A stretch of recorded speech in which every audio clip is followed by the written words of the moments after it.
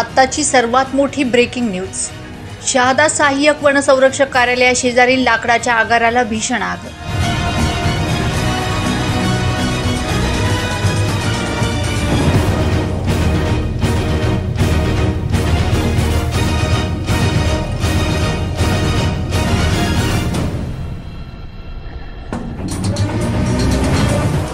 Shahada one विभागाच्या कार्यालयात असणाऱ्या लाकूड आगाराला शनिवारी दुपारी साधारणतः 1:30 वाजेच्या सुमारास भीषण आग लागली आहे।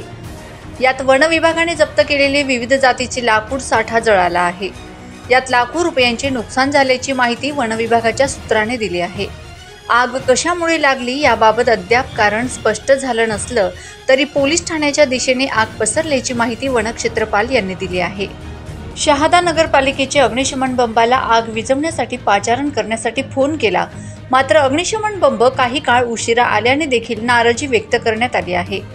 कार्यालयातील वन विभागाचे सर्वच कर्मचारी आगीवर नियंत्रण मिळविण्यासाठी प्रयत्न करीत आहेत, परंतु हवेचा प्रचंड वेग असल्याने आगीने रौद्र रूप धारण केलं। त्यामुळे घटनास्थळी शहादा, दोंडाईचा, शिरपूर, नंदुरबार आदी नगरपालिकेचे अग्निशमन बंबाला बोलवण्यात आल्याची माहिती देखील अधिकाऱ्यांनी दिली आहे।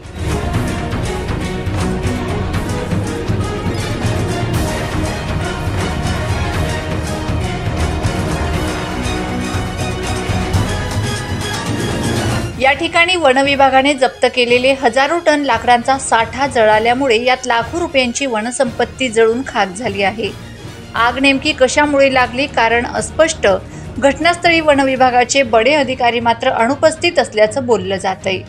नंदुरबार जिल्ह्यातील सातपुडा पर्वत असो की इतर पर्वतांमध्ये उन्हाळ्यात आगीच्या घटनेत वाढ झाली आहे।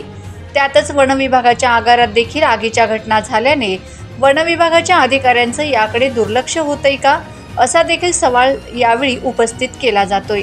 याकडे वरिष्ठांनी लक्ष देणं गरजेचं आहे।